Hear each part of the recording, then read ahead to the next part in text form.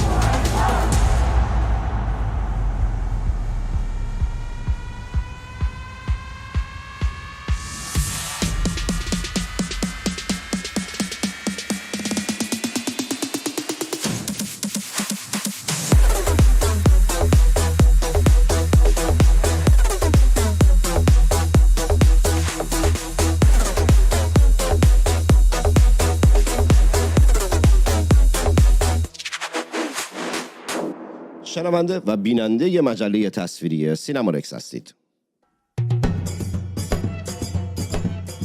رادیو آبادان به دلیل وجود سانسور، خفقان و دیکتاتوری فعلا در شبه جزیره آبادان واقع در خاک ایران تهیه و پخش نمی‌شود، اما قول می‌دهم اگر زنده ماندم که حتما خواهم ماند، در آینده‌ای نه چندان دور صدای من را از شبه جزیره آبادان بشنوید. بدون تردید در آن روزگار که دیگر این حکومت فوگورات در رأس امور مملکت داری نخواهد بود، هر هفته یا هر روز برنامه را این گونه شروع خواهم کرد: ملت ایران، اینجا آبادان است.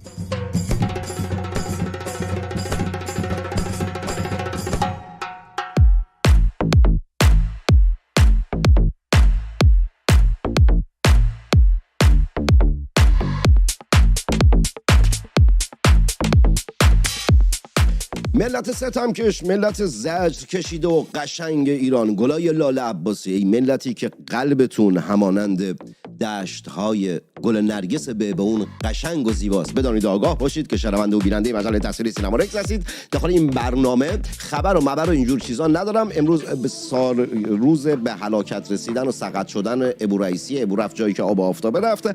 به جای خبر واسهتون طنزهایی که در ایکس فارسی زمانی که خبر ابو رئیسی اومد که رفته جایی که آب آفتاب رفت، خودتون اومدید طنازی کردید و اینا که طنزهای خیلی جانانه‌ای هست رو واسهتون میگم که خنده به لبتون بیاد. چند دقیقه‌ای بعد میام برای گفتگو کردن با مصطفی رشیدی، دکترای ژئوپلیتیک، و نوید توبیان، تحلیلگر مسائل اسرائیل و کارشناس ارشد مؤسسه ممری از تل‌آویو، که چند ساعت پیشم نوید باز مهمان برنامه بود. چقدر خوشبختم امروز دوباره شما داشتیم آقای توبیان. بعد بچهای کامیونیتی مجله تصویری سینمارکس هم لایک کنید، کامنت بذارید، سوپر چت رو این پایین بزنید. لینک ممبرشیپ هم واسهتون میذارم برای ایرانیانی که خارج از کشور هستن که ممبرشیپ رو بزنن. و آره دیگه،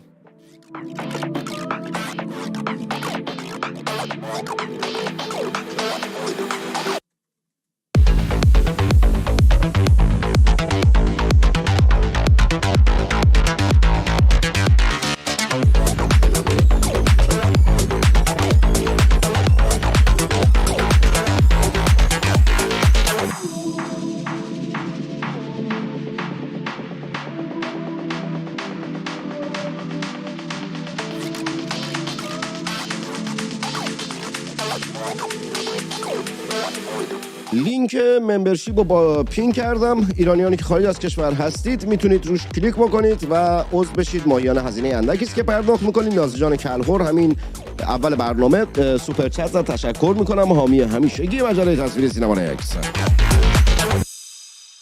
بدانید آگاه باشید شنونده و بیننده مجله تصویری سینمارکس هستید.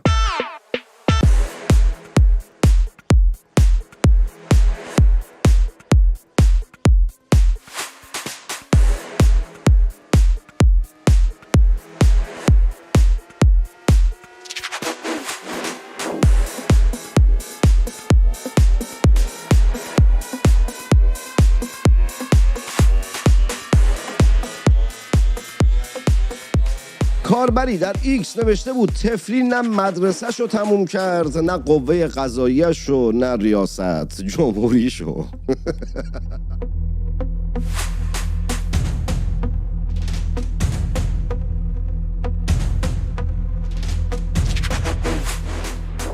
کاربری دیگر عکس 2 تا گرگ رو گذاشته که این یکی گرگه داره به اون یکی گرگه میگه که اون درازه میگفت وزیر امور خارجم.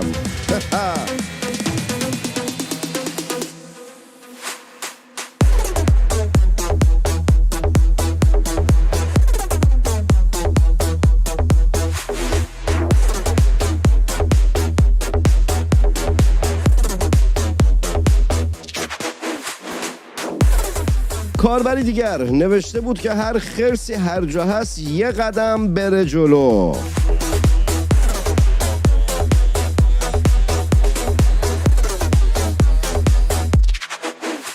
کاربری دیگر نوشته بود که علت پیدا نشدن هلیکوپتر رئیسی این بوده که ترکا دیدن هلیکوپتر پلاک تهران خواستن اذیت کنن قایمش کرد.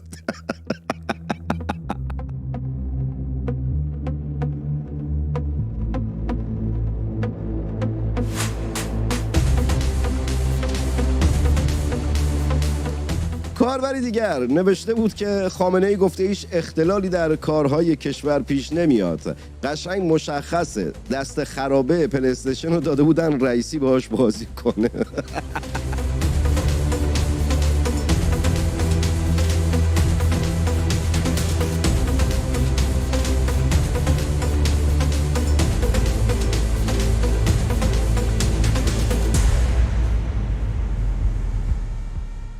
کاربری دیگر نوشته بود رئیسی نه خودش درس خوند نه گذاشت ما درس بخونیم، مدرسه رو تعطیل کردند. و اما کاربری دیگر در واکنش به مرگ رئیسی که رفت جایی که آب و آفتابه هست نوشته بود تسلیت به کل دانش آموزان پایه 6 کشور به خاطر از دست دادن همکلاسیشون.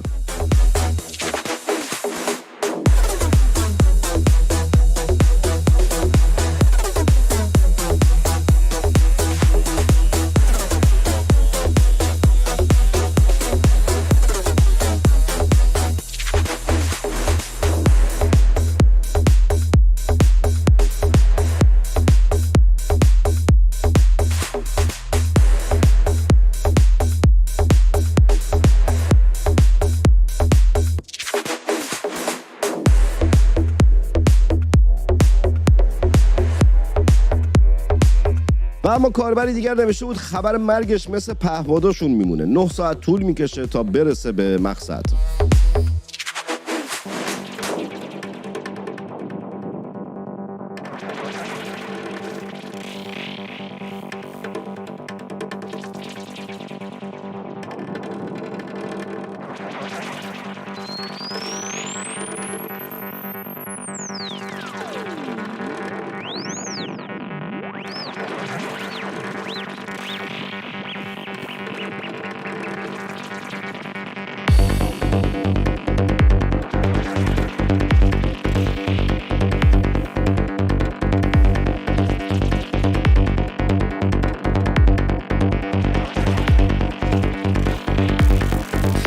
کاربری دیگر نوشته بوده رئیسی و امیر عبداللهیان با هم تو هلیکوپتر اونقدر توپق زدن و چرند گفتند که خلبان عصبانی شده خودشو با اونا خلاص کرده.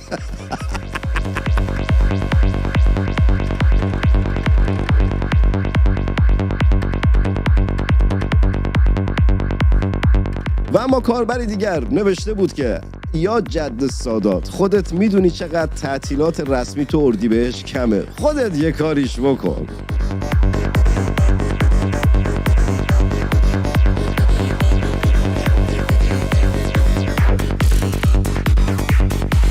کاربری دیگر در واکنش به مرگ رئیسی نوشته بود که خلبانا هلیکوپتر رو خوب درک میکنم، ما هم وقتی که زیاد چرند و پرند میگیم بابام ماشین رو میزنه به کوه و کمر.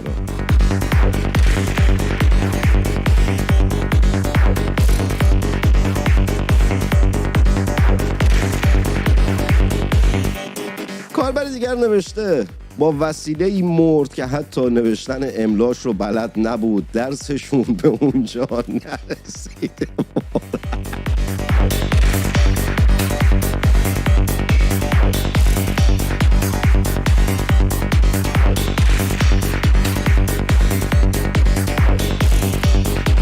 و اما کاربری دیگر نوشته بود نکنه چون فقط تا کلاس ششم درس خونده بگن فقط کلاس ششم یا تعطیلن.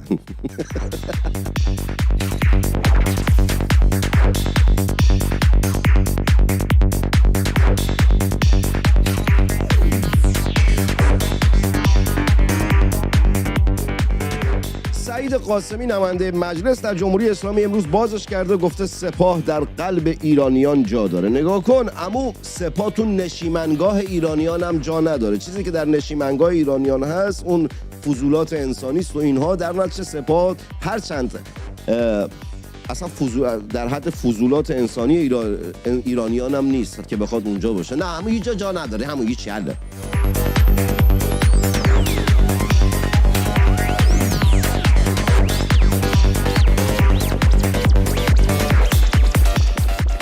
سخنگوی دولت ابورئیسی امروز در سال روز مرگش که رفت جایی که آب و آفتابه میره بازش کرده، گفته که ابورئیسی شبها هم در هیئت دولت از ما میپرسید نهار خوردید یا نه. بیشعور نه تنها سواد نداشته، فرق نهار و شام هم نمیدونست.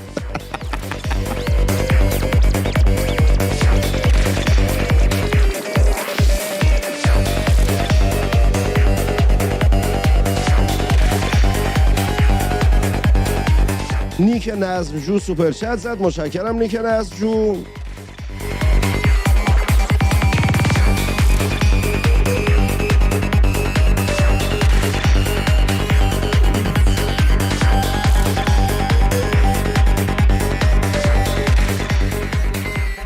هنوز درگیرم من. چند روز پیش یکی از همین حضرات جمهوری اسلامی گفته بود که تمام قطعه های ابورئیسی پیدا شده الا یه قسمتش. اون قسمتش کجا بوده؟ چرا نمیگید به ملت که کجاشو پیدا نکردید؟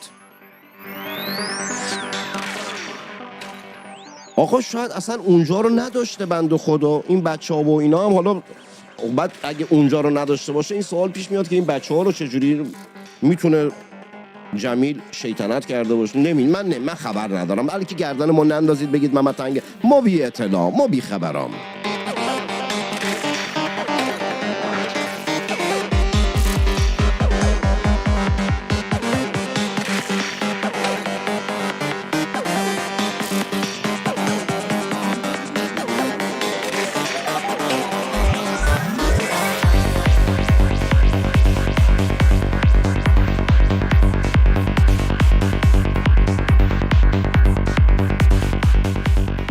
گلای لاله عباسی، ملت شریف ایران کم کم میان برای گفتگو کردن با مصطفی رشیدی و نوید توبیان. قبل از که وارد گفتگو بشم آقا لایک کنید، کامنت بذارید. آنلاین شاپ مجله تصویری سینما رکس هم که لینکش رو این پایین گذاشتم. ایرانیانی که خارج از کشور هستن میتونن کلیک بکنن روش و خرید بکنن. فقط واسه نگاه کردن نیست، واسه خرید کردنه. بعد سوپر چت رو بزنید، لینک ممبرشیپ هم بالا پین کردم داخل کامنت ها. چند ساعت پیش که از خودتون داشت صحبت میکرد که چرا اینقدر تکرار میکنی. به این دلیل تکرار میکنم چون که سرمایه‌گذار این رسانه شما هستید و اگر نگم هیچ کس نه سوپر چت میزنه نه ممبرشیپ میکنه نه لایک میکنه. همین الان تعداد لایک ها رو نگاه بکنید خودتون، بعد متوجه میشید چرا میگم، یا اینکه برنامه‌های دیگر رو نگاه بکنید بعد متوجه میشید چرا میگم آقا لایک کنید، چون این لایک و کامنت و ممبرشیپ و سوپر چت زدن های شما سبب بقای مجله تصویری سینما رکس میشه. میگه حالا نگو خودشون میزنن داخل این برنامه، نمیگم ببینم کی میزنه. همین.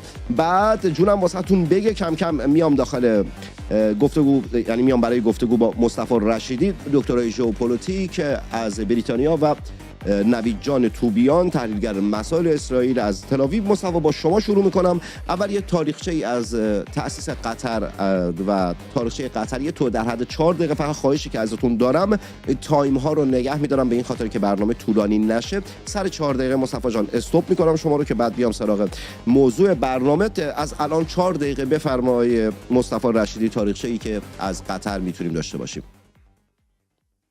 درود بر همه دوستان، درود بر محمد و نوید عزیز.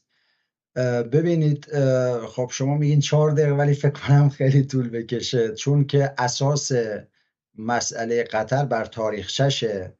من قبل از این مسئله، حالا به مناسبت اون اتفاقاتی در قبال خلیج فارس افتاد، یه تاریخچه جالب تاریخی جغرافیایی از این شبه جزیره عربی بگم و این دولت‌هایی که تقریبا میشه گفت دولت‌های پنجگانه در عربستان، امارات، قطر، بحرین و کویت که اینها داستانشون چیه، از کجا اومدن. حالا قطر هم یکی از اون قبایله.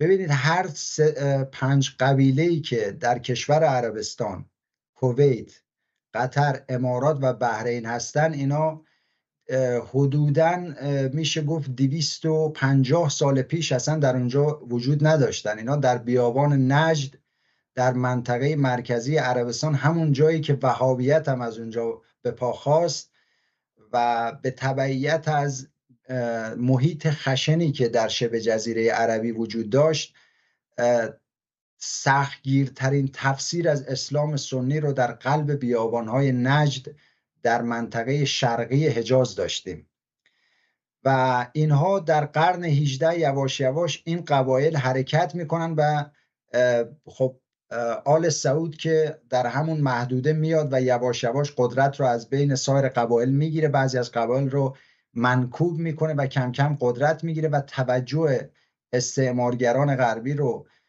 جلب میکنه. از اون سمت طایفه بنی اتوب یا بنی عتبه، اینها یک طایفه‌ای بودن یا یک قبیله بزرگی بودن که بعدن که حالا فرزندآوریشون زیاد میشه به 3 تا قبیله تقسیم میشن که قبیله که اسمشون آشنا، آل سبا، آل ثانی و آل خلیفه، که اینها مهاجرت میکنن از بیابانهای نجد و میان در همین کویت امروزی، قطر و بحرین ساکن میشن. حالا اول آل سبا میان در کویت، بعدن در قطر و که آل ثانی میاد و بعدش هم که آل خلیفه که به بحرین میان. در ادامه یکی دیگه از این قبایل که در همون بیابان نجد بوده، قبیله آل نهیان که همین امارات متحده عربی رو ایجاد کردن، میان و چند تا اون نقاط به درد بخور سواحل جنوبی رو میگیرن. من در نشریه فریدون اومدم در مورد خلیج پارس، این که قبل از این اتفاقات ایرانی ها در اونجا زندگی میکردن، اچومی ها و کمزاری های پارسی، به این اشاره کردم. و جالب اینه که در همون زمان بود که یواش یواش علم پزشکی داشت رشد میکرد و جلوی مرگ و میر در محیط‌های خشن کوهستانی و بیابانی گرفته میشد و به یک باره جمعیت این قبایل چند برابر شد. دلیل اینکه چطور جمعیت این آمده، کل تاریخچه عرب‌ها در سواحل جنوبی خلیج فارس برمیگرده به همین تغییر ساختار علم پزشکی و یک و دو بهتر شدن وضعیت امنیت غذایی بشر. اینا جمعیتشون زیاد میشه و با توجه به گرمایش جهانی که تقریبا 200 سال شروع شده، حالا یک سری محیط زیستی الان دارن ازش صحبت میکنن، اون بیابون خیلی قابل تحمل نبوده و یک سری فرصت مثل ماهیگیری و صید مروارید در خلیج فارس بوده به گوش اینا میرسه و اینا هجوم میارن به اون منطقه. بحرین، قطر و کویت، اینا تمام خاندانهاشون از یک قبیله هستن قابل توجه که از جغرافیای نجدن و خود آل سعود و آل نهیان که از عربستان اماراتن بازم از نجدن. یعنی بدوی ترین قبایل حوزه شبه جزیره. و ما باید اینو اشاره بکنیم حتی اون اسلام از حجاز ظهور کرد نه نجد، و نجد همچنان در حاشیه بود در صدر اسلام. قبایل حاشیه‌ای بودن که حالا قاطی انصار و نمیدونم مهاجرین و از اینها بودن. در کل کشورهای عربی به این صورت شکل گرفتن و آل ثانی در قطر، محمد بن ثانی که میاد در سال فکر کنم 1860 یک مجموعه تشکیل میده، چون قبیله اینا به اونجا اومده و دیگران هنوز خبر نداشتن، اینا یک قدرتی به دست میگیرن و توجه انگلیس ها رو جلب میکنن.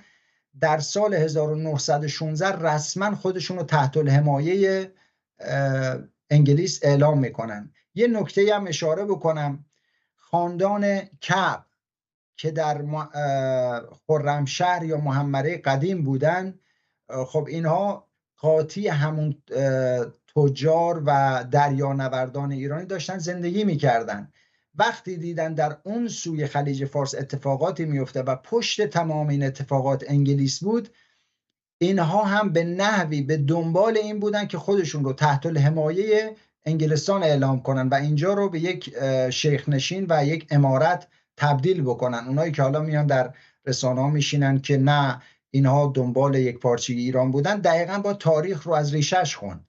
اینا چند تا قبیله بودن، یعنی میشدن 6 تا. یکیشون هم این قولشون این ور بوده که قرار بوده یه عربستانی برای خودش درست کنه، که البته به موقع رضا شاه متوجه دسیسه‌ای که انگلیسی‌ها داشتن میچیدن شد و اومد قائله رو جمع کرد. در سواحل جنوبی خاندان آل ثانی یواش یواش رشد میکنن.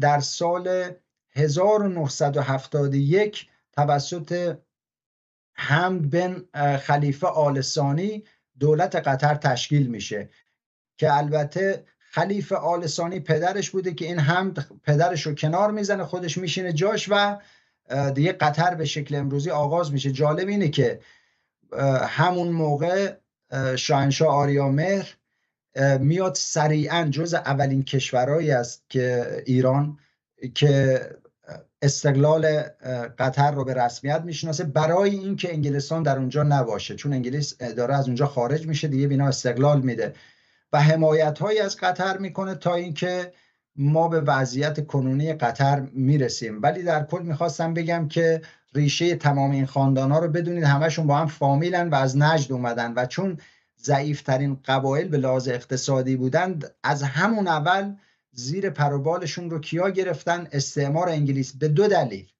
یک، به دلیل دولت‌های ایرانی در حوزه خلیج فارس و 2 به دلیل امپراتوری عثمانی که میخواست جلوی اینها یک قبایلی که هیچ ساپورتی از هیچ جا ندارن و پیشینه حکومت ندارن از اینا حمایت کنه و اینا هم در مقابل حسابی استقبال کردن. و جالب، خاندانی که در اردن هست هم از اونجا ریشه میگیره و اونا هم اومدن خاندان هاشمی که در اردن حاکم شدن. کلا میخوام بگم که یک پکیجی بوده که توسط انگلیس در این منطقه ایجاد شده. متشکرم. مرسی. از 4 دقیقه هم حدودا 7 دقیقه و 30 ثانیه وقت دادم که گفتی که بیشتر از 4 دقیقه میشه. نوید جان، از الان 3 دقیقه شما وقت دارید که در مورد نقش خرابکاری هایی که قطر در منطقه داره ایفا میکنه بفرمایید. درود به همگی، درود به مصطفی گرامی و درود به محمد. و حالا مصطفی زبونش نچرخید بگه آل محمد، ولی خب حالا فعلا تو آل نده، شاید بعدن آل داشته باشی. محمد، ببین محمد جان، تمام این کارهایی که قطر میکنه یک دلیل داره و اون پشتیبانی آمریکاست. به چه معنا؟ خودت که میدونی بزرگترین پایگاه آمریکا، یا میشه گفت حتی پایگاه سنتکام آمریکا، قرارگاه مرکزی آمریکا که همون پایگاه العدید هست، در قطر واقع شده و اینا دارن به شکل کاملا زیرکانه هم از توبره میخورن هم از آخر. یعنی در لوای حمایت آمریکا خب از یک سو پول میدن به آمریکا، چیز کردن، تمام هزینه اون به پایگاه رو متقبل شدن، چرا که در صورت نبود این پایگاه یا عربستان یا امارات و یا جفتشون قطر رو میبلعن، به همین سادگی. و یک بار خواستن این کار رو بکنن و کسی که به داد قطر رسید کسی نبود جز جارد کوشنر، داماد دونالد ترامپ.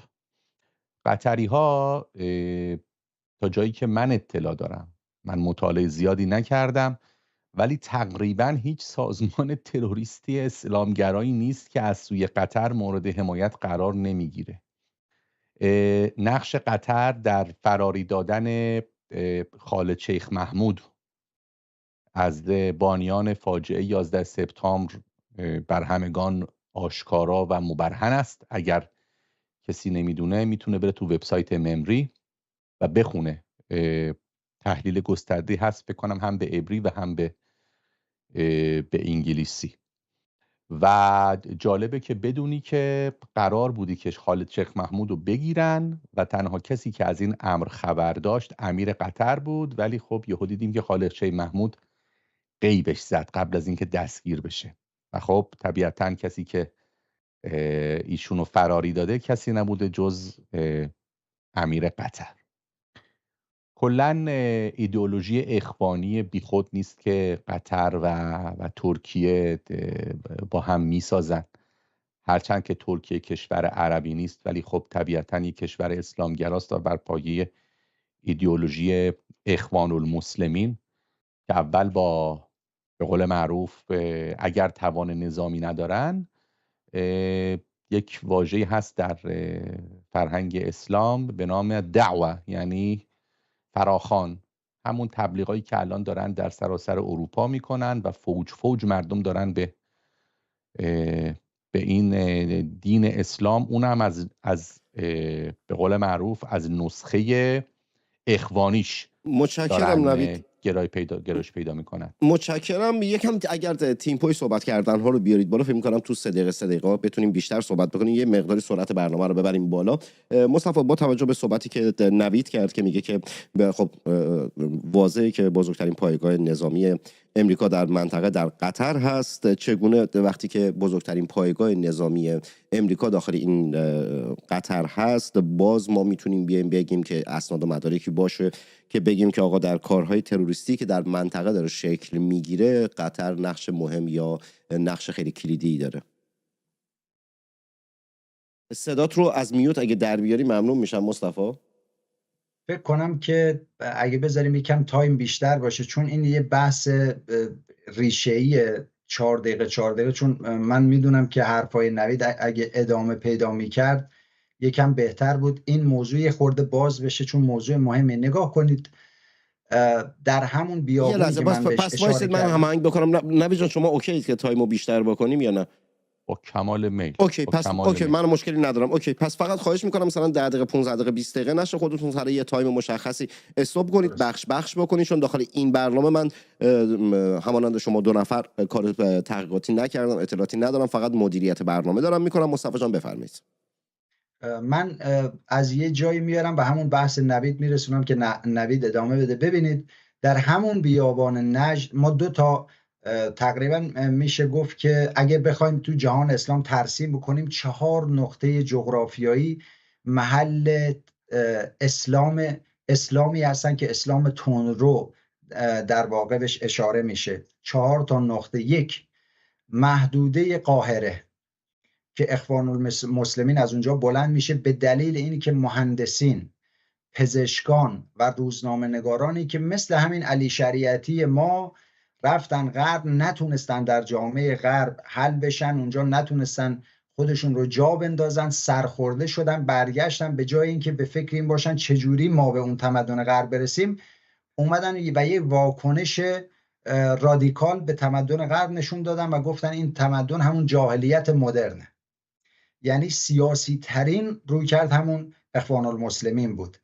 و در جهان شیعه هم ما 2-3 تا جریان داشتیم، من خیلی نمیخوام اشاره کنم چون زمان کم سوء تفاهم ایجاد میشه، ولی خب میرسیم در نهایت به همون فدایان اسلام، اینا که ارتباط خاصی با اخوان المسلمین داشتن. قبلا فراموش نکنیم سید جمال الدین اسدآبادی هم که از مصر میرفت به کلکته و از این ور به اون ور جهان اسلام، اون هم نقش داشت، حتی از اساتید همون اشخاصی بود که اخوان المسلمین رو بنا نهادن، مثل خود حسن البنا. در نجد بحث وهابیت از شاخه حنبلی، بحث وهابیت رشد میکنه. البته وهابیت یک بیشتر رفتار رادیکال اجتماعی داشت نه سیاسی.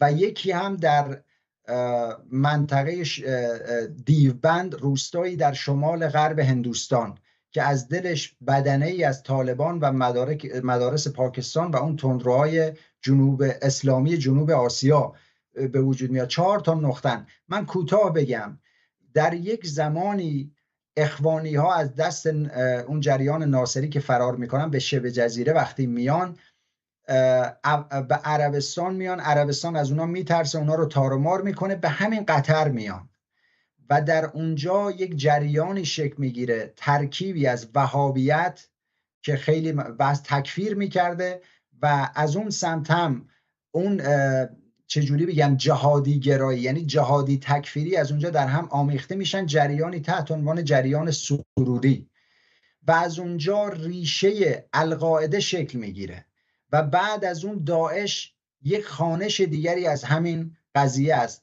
برای همین در حوزه خلیج فارس کسانی که مخالف جریان اسلامگرایی سیاسی هستن به همه اینا میگن اخوانی، مثل ما نیستن بگن القاعده و داعش اینا. و در جریان مبارزه طلاب مدارس پاکستان که افغانی بودن و پشتونهای پاکستان و با حمایت آمریکا علیه شوروی که اشغال کرده بود افغانستان رو، اون جریان سروری میاد به کجا؟ میاد به افغانستان، اونجا هم ریشه میدونه، ترکیب میشه با اون جریان دیوبندی، یعنی 3 تا جریان تندرو با هم قاطی میشن و یک سم عجیب و غریب به اسم طالبان و اون خود جریان القاعده که آپگرید میشه در اونجا. و در تمام این اتفاقات چون قطر نقطه زایش و ترکیب این قضیه بوده، همیشه پشت این جریان بوده. من تا اینجا میگم، نوید ادامه بده بعد تکمیل میکنم بحث. نوید جان ادامه میخوای بدی یا پرسش مطرح کنم؟ یک نکته رو میخوام بگم. من باز ارجاع میدم به اسنادی که خب یکی از مؤسساتی که اون رو منتشر کرد مؤسسه ممری هست به نام ریون پراجکت، حالا پروژه کلاغ اسمشو بذاریم. صحبت از اینه که دولت امارات بخشی از بازنشسته های NSA که به قول معروف بزرگترین شاید میشه گفت سازمان اطلاعاتی شنودی ایالات متحده است، اونا رو اجیر میکنه و اونها بخشی از سرورهای قطری رو هک میکنن و مجموع این اسناد به نام پروژه ریون در اختیار مردم قرار میگیره. تمام کسایی که در استخراج این متون دست داشتن حاضرن بیان و در دادگاه و با یاد کردن سوگند به قول معروف قسم بخورن که این اسناد فیکی نیست. یکی از میشه گفت نتایجی که از مطالعه این اسناد گرفته میشه اینه که قطر تمام هم و غمش براندازی حکومت‌های سکولار و در جهان عرب و پشتیبانی از جریان‌های تروریستی افراطی جهادگر، حالا هر چی اسمشو بذاری. اسنادی که ثابت میکنه که قطر تأمین کننده هزینه دولت فرانسه برای نمونه به ریاست جمهوری نیکولا سارکوزی در اون موقع برای حمله به لیبی و ساقط کردن حکومت معمر قذافی که از دید قطری ها یک سکولار محسوب میشد. اسناد ثابت میکنه که دولت قطر تعهد کرده که تا آخرین یورو روی این هزینه رو متقبل میشه. اسنادی که بعداً منتشر شده نشان از حمایت قطر از الشباب، بوکو حرام،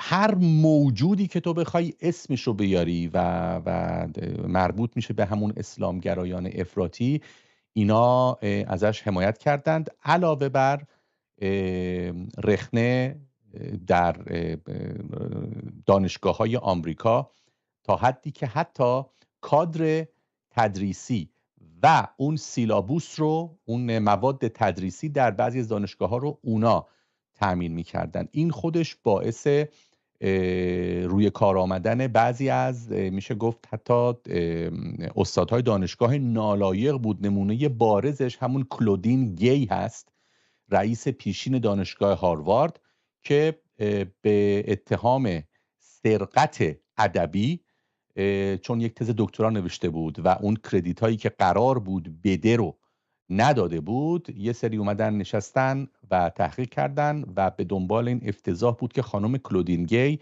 مجبور به استعفا شد و بعد پرچم معذرت میخوام مستضعفین سیاه رو بلند کرد که بله وا مصیبتا، منو به خاطر اینکه سیاه پوست هستم این داستانا رو برای من ساختن و موجب شدن که من استعفا بدم. مصطفی با توجه به صحبت‌هایی که کردی که قطر خب از یک طرف میزبان گروه‌های نمیدونم تروریستی و مثل طالبان و حماس و اینجور چیزها هست، یا اینکه مراوده هایی با سپاه قدس جمهوری اسلامی داره که همشون به هر حال گروه های تروریستی هستن. از سوی دیگه میلیاردها دلار در بانک ها و شرکت های امریکایی سرمایه گذاری میکنه. این دوگانگی رو چگونه تحلیل میکنید؟ این دوگانگی و این دو اتفاقی که در یک راستا نیستن، اصلا موازی یکدیگر هستند، ابزار نفوذن یا بازی قطر برای بودن در دو جبهه هست؟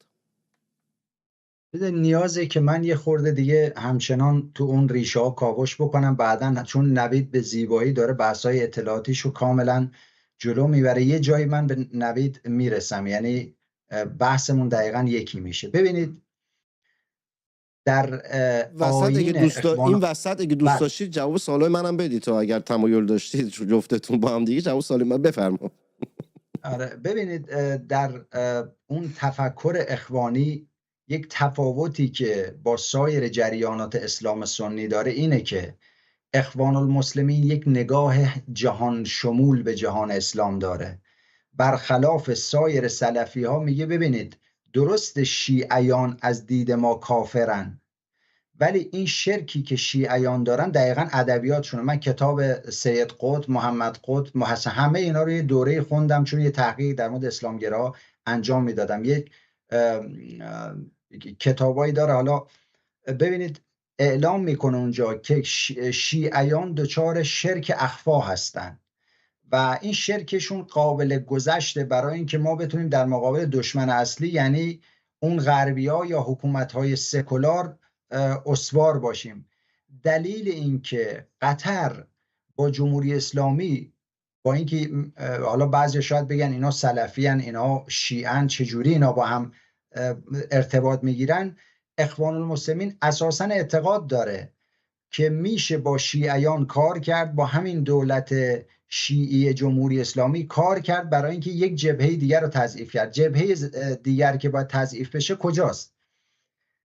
همین عربستان بن سلمان، امارات، سوریه، حتی سوریه خاندان اسد. یعنی قطر میگن که گربه برای رضای خدا موش نمیگیره. اصلا قطر نگاهش این که خاندان اسد باید بره اصلا بحث آزادی نبود، بحث این بود که این حکومت سکولار بعثی باید بره.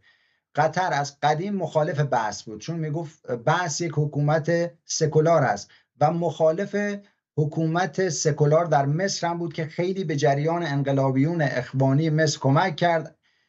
اولین کشوری بود که تبریک گفت به محمد مرسی. در لیبی هم حمایت میکرد از جریانات تروریستی که بتوانن اونها قدرت رو در دست بگیرن که اون افتضاح در لیبی به وجود اومد. رفتن به همون جایی که محدوده بازیگری قذافی بود در چاد، قنا، نیجر، اون جایی که قذافی سرمایه گذاری کرده بود برای نفوذ خودش، اینا دقیقاً جای اونجا رو با الشباب و خیلی گروهای دیگه پر کردن.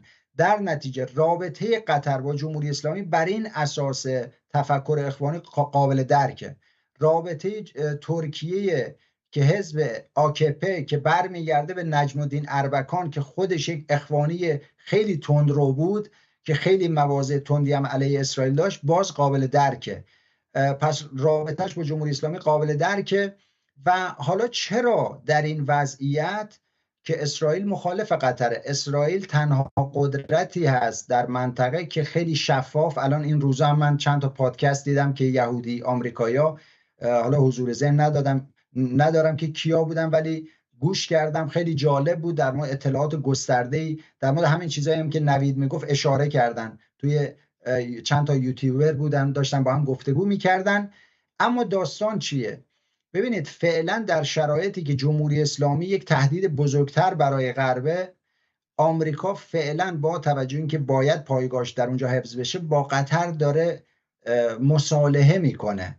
ولی همونطور که من چند ماه قبل تو همین یکی از لایوهای خودت گفتم، زمانی که جمهوری اسلامی بیفتد به سراغ قطر خواهند رفت، چون دیگه اون پایگاه میتونه منتقل بشه شاید به شمال خلیج فارس، شاید اون پایگاه به اون میزان نیرو و تجهیزات لازم نباشه درش باشه و پخش بشه در مناطق ما، حتی پایگاهی که در عراق هستن تقویت بشن و اون موقع این خاندان آل ثانی یواش یواش باید خداحافظی کنن با قدرت. مخصوصا اینو باید توجه بکنیم که چند سال پیش عربستان و امارات به شدت با قطر سرشاخ شدن، اما با میانجیگری همین غربی‌ها فعلا قضیه آروم شده. فعلا بازیگری که در تارگت قرار داره جمهوری اسلامیه. پس دلیل مماشات آمریکا با قطر اینه که موقته، و دلیل رابطه عجیب و غریب قطر با جمهوری اسلامی که اگر درون کاویش بکنی و ریشه کاوی برمیگرده و همون مرام اخوانی. این یه وضعیت کلی. حالا من دیگه از این خارج میشم. نوید شما بفرمایید. نمیخواید بذارید من اصلا صحبت نوید آقای نوید شما بفرمایید. یکی از بچه‌ها هم دیگه 2 تا کامنت بدم، بعد آقای نوید شما بفرمایید. اصلا من تصویر رو شما 2 تا میذارم میرم دیگه، واسه خودم میرم، چون گویا اصلا نمیخواید سوالات منو پاسخ بدید. نمیدونم این 2 تا وقتی به هم دیگه میخورن چرا اینجوری میشن، چرا زجر میدن منو. یکی از بچه‌ها نوشته که جناب تنگستانی در صورت امکان برنامه‌های مشترک با جناب توبیان و جناب رشیدی زیاد داشته باشید، چون من به شخصا احساس میکنم در کلاس دانشگاه هستم، خودم هم واقعا همینطورم، هر وقتی مصطفی و نوید هستن درست زجرم میدن، هرسم میدن، مخصوصا قبل از برنامه. بعد ببینید چه یه بار دوست دارم پشت صحنه بذارم ببینید این 2 تا چه بلایی سر من بی زبون مظلوم میارن، ولی واقعا واسه خود منم همین در یک راستا دارن صحبت میکنند. نوید یه نکته بگم، آقا لایک کنید، سوپر چت بزنید، تانکس رو بزنید. ایرانیان که خارج از کشور هستید لینک ممبرشیپ هم اون بالا واسهتون گذاشتم. ایرانیان که خارج از کشور هستن میتونن ممبرشیپ رو بزنن که عضو بشن. مایانه هزینه اندکی است که پرداخت میکنید، اما سبب بقای مجله تصویری سینما رکس میشه. بعد نوید میخواید در ادامه صحبت‌های مصطفی چیزی بگی یا من سوال بپرسم؟ من یه چیزی فقط میخوام بگم مصطفی جان، این اتفاقا برخلاف حرفی که الان زدی هست، به این معنا که آمریکا به هیچ وجه مجبور نیست که این پایگاه رو در قطر نگه داشته باشه. بارها و بارها هم عربستان سعودی و هم امارات اعلام کردن که حاضرن تا آخرین سنت هزینه انتقال این پایگاه عظیم العدید یا به خاک عربستان یا به خاک امارات رو متقبل بشن، ولی به دلایلی که واسه منم هنوز روشن نیست. نمیدونم آمریکایی‌ها اونجا جا خوش کردن، آمریکایی‌ها اراده بکنن. این البته ما رو برمیگردونه به همون نفوذی که قطر روی حماس داره و این رو حتی رئیس انستیتو ممری ایگال کرمون بارها گفته بود. اگر فشار واقعی بر قطر ایجاد بشه خیلی زود تو میتونی حماس رو خورد بکنی. اگر صحبت از بقای قطر باشه، اگر آمریکایی‌ها فقط اشاره بکنن که آقا ما میلمون میکشه، عشقمون میکشه که این پایگاه رو یا به عربستان یا به امارات با تأمین هزینه انتقال هم از عربستان هم از امارات ما میخوایم این پایگاه رو منتقل بکنیم، اون وقت ببین چجور قطریا به التماس و به زجه میفتن.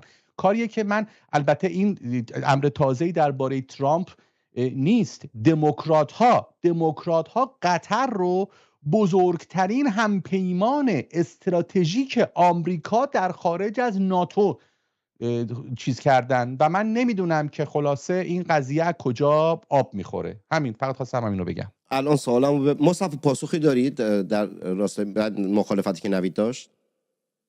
ببینید، خب نوید یک سوال اساسی داره. این سوال ایرانی اسرائیلیه.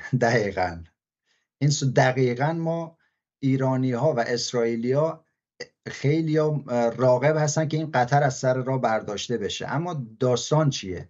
اتفاقا نوید یه جایی خودش اشاره کرد، گفت که انقدر نفوذ کردن، حتی در دانشگاه هم نفوذ کردن. یک مسئله رو من در مورد قطر بگم. به قرارداد قطر و مبلغش و نسبتش با عربستان توجه کنید. عربستان چقدر سرمایه داره، اما عربستان 33 میلیون شهروند داره. قطر کلاً 700,000 نفر جمعیتش، بومی و وفادار و خودمونی به خاندان آل ثانی. یعنی یک خانواده ای هستن با حالا در زال و ولد 2 قرنی به این عدد رسیدن و یه سری قبایل همپیمانشون و حجم عظیمی از گاز دارن که صادر میکنن و اینا مثل یک خانواده کوچیک هستن با یک منبع درآمد بسیار گسترده. اما عربستان باید شکم 33 میلیون آدم رو سیر کنه و امارات هم شرایطش چون یک توازنی بین اون شیوخ هست، اون چابکی دیپلماتیک رو مثل قطر نداره. قطر همه چی در اختیار آل ثانیه. مسئله چیه؟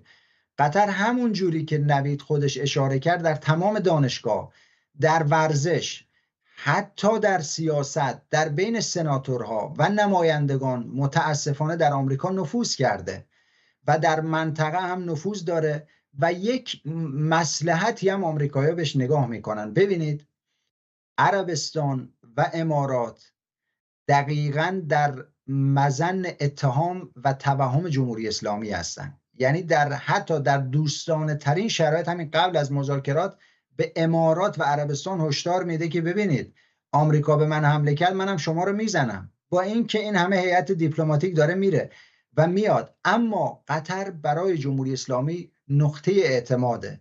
برای همین هم پایگاه اصلی آمریکا باید در قطر بمونه، چون جمهوری اسلامی هیچ وقت به قطر حمله نخواهد کرد، چون قطر و جمهوری اسلامی در این 46 سال انقدر کثافتکاری در این منطقه و دنیا با هم کردن و از همدیگه آتو دارن، هیچ کدومشون در قبال هیچ کدومشون نمیتونه هیچ اقدامی بکنه و در بدترین شرایط همیشه قطر به جمهوری اسلامی کمک کرده و ترامپ اشاره کرد که این سلطان قطر داره کمک میکنه ما با جمهوری اسلامی معامله بکنیم. اینها نکاتی است. یعنی یکی بحث نفوذ رو داریم، یکی این که اتفاقا آمریکا اونجا گذاشته میدونه که جمهوری اسلامی هیچ وقت به قطر حمله نمیکنه، ولی شما همین پایگاه رو مستقر کنید در امارات، دقیقاً جایی که جمهوری اسلامی همین الان داره تهدید میکنه که من امارات رو میزنم. پس این دو موضوع میتونه یه جوری پاسخ تحلیلی باشه، البته نیاز به اطلاعات بیشتری داره، و یک جوری ما اینجوری به قطر نگاه کنیم. بالاخره آمریکایی هم میدونید که نه اسرائیلی هن نه ایرانی هن. یعنی منافع و نگرانی های ایرانی ها و اسرائیلی ها رو نمیبینن. اول خودشون اولویت خودشون، حالا بعدش اسرائیلی ها رو میبینن. ایرانی ها که فعلا متاسفانه دولتشون در دست یک سیستم اشغالگر شبیه خود قطر. این یه وضعیتی که ما باید بهش اشاره کنیم. یعنی خود آمریکایی هم همون مصلحت رو دارن، هم واقعا پول زیادی که قطر خرج کسی نمیکنه. یه خانواده است کل این گاز رو وقتی میاره صادر میکنه و این مسئله گم نشه توی اذهان. من تو برنامه قبلی هم گفتم در مورد پروژه شکوفایی، ببینید فردا که جمهوری اسلامی سقوط بکند ما حدود 90 تا 95 میلیون ایرانی داریم، باید همه اینا سیر بشن. این درآمد نفت و گازی که میبینی در جنوب خلیج فارس تو قطر این همه اتفاق میفته، فکر نکنیم که با نفت و گاز ما میتونیم مثل قطر بشیم، چون ما 95 میلیون در واقع جمعیتی که پخش و پلا شده همه جا، 8 میلیونش بیرون از کشوره. قطر به این سلسله دلایل فعلا توی بازی مونده، اما من اینو همیشه میگم جمهوری اسلامی بیفتد بازی برمیگرده. خب با توجه به لبخند رضایتی که روی صورت نوید میدیدم فکر نمی کنم اختلاف نظری دیگه از اینجا به بعد داشته باشن. لذت بردم، عالی بود. منم لذت بردم. خواهش می‌کنم. 3 تا سوال دارم که یعنی در پایان 3 تا سوال رو میپرسم، از تو خواهش میکنم هر کدوم 4 دقیقه، چون مصطفی با عدد 3 مشکل داره، هر وقت گفتم 3 دقیقه گفته که کمه، میگم 4 دقیقه. مصطفی جدیدن دیگه اصلا اون لبخنده رو دیگه بهم نمیزنی، نه مشکل پیدا کردی؟ الان باید بهش بگم تا لبخنده رو بزنه.